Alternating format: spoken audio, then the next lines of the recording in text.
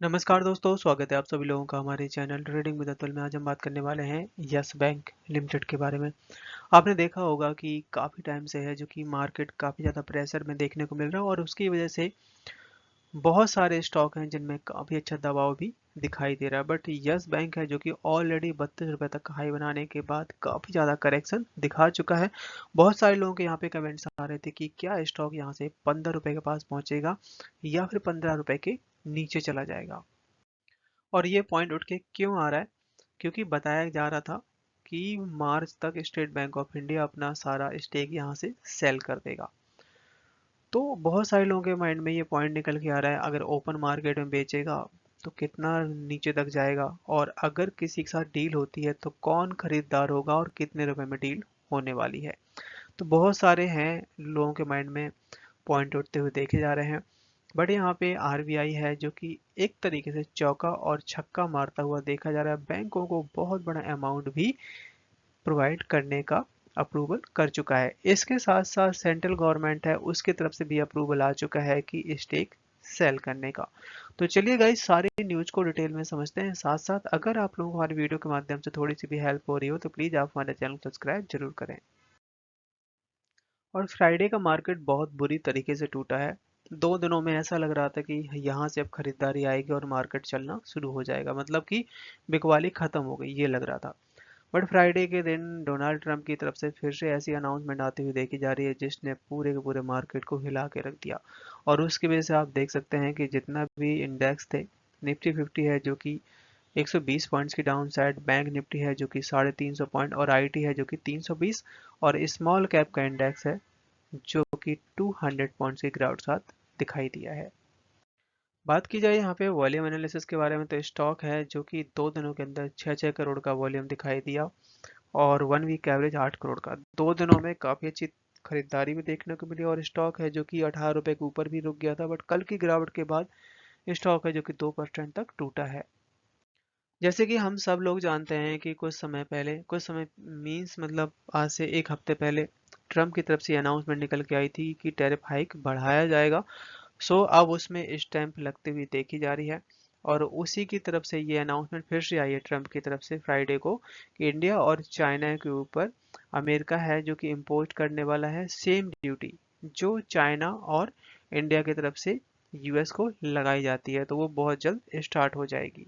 तो उसकी वजह से कल का मार्केट खराब था।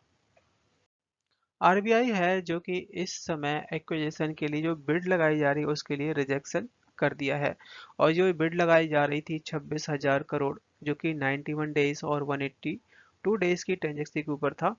और ये सारा का सारा यहाँ पे रुपए की लिक्विडिटी को बढ़ाने के लिए था, तो जिसमें आरबीआई ने रिजेक्ट कर दिया है। पर इसके साथ साथ यहाँ पे 7,000 करोड़ का अप्रूवल मिल चुका है जो कि 364 डे की ट्रेजेक्ट्री बिल के लिए रहने वाला है। और इसके साथ साथ यहाँ पे बॉन्ड सेल का भी ऑफर आ गया है, कहते हैं 40,000 करोड़ का बॉन्ड को सेल करेगी आरबीआई। और उसके तहत करीबन 2 लाख करोड़ का जो अमाउंट है जो कि बैंकों में डाला जाएगा, जिसमें गवर्नमेंट ने प्लान बना लिया है कि इस मार्च एंड तक करीबन 1 लाख करोड़ है जो कि यहाँ पे डाल दिया जाएगा बैंकों को लिक्विडिटी बढ़ाने के लिए, क्योंकि डिपॉजिट का बहुत ज़्यादा इशू हो रहा था और अगर डिपॉजिट कम होगा तो बैंकों की हालत खराब होनी शुरू हो जाएगी।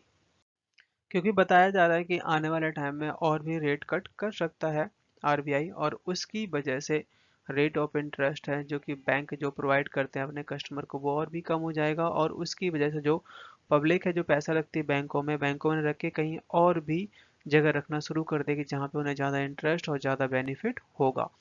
सो क्योंकि डिपॉजिट एक बहुत बड़ा इशू बना हुआ है और नेक्स्ट 5 ईयर में यहाँ पे रेट कट और भी आ सकते हैं।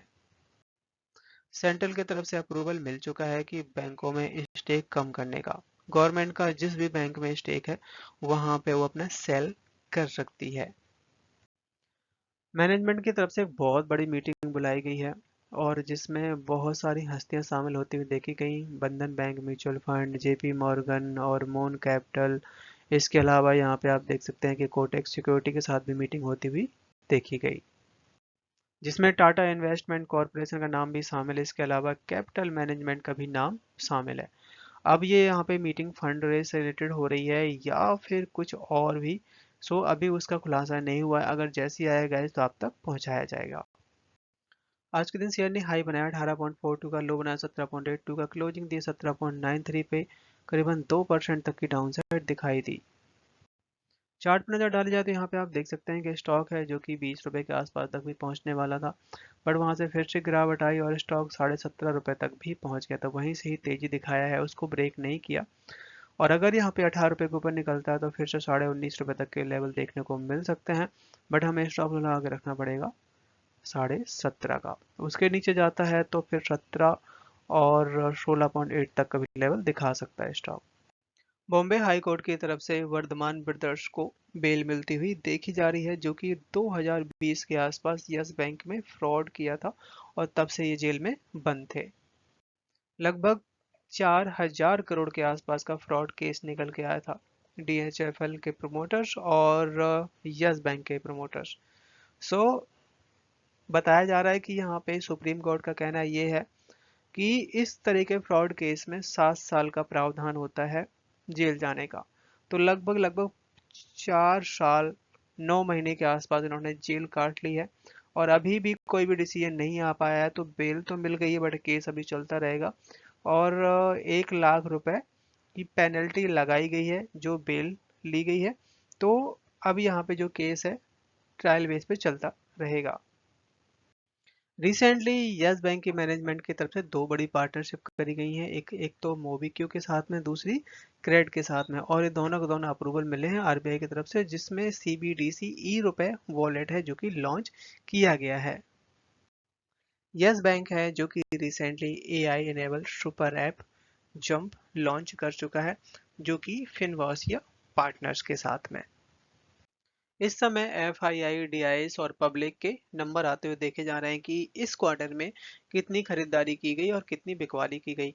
तो यहाँ पे एफआईआई की तरफ से कुछ नंबर्स कम किया गया। आप देख सकते हैं 27% तक का स्टेक था सितंबर 2024 में, जिसको यहाँ पे 26.74% कर दिया गया है।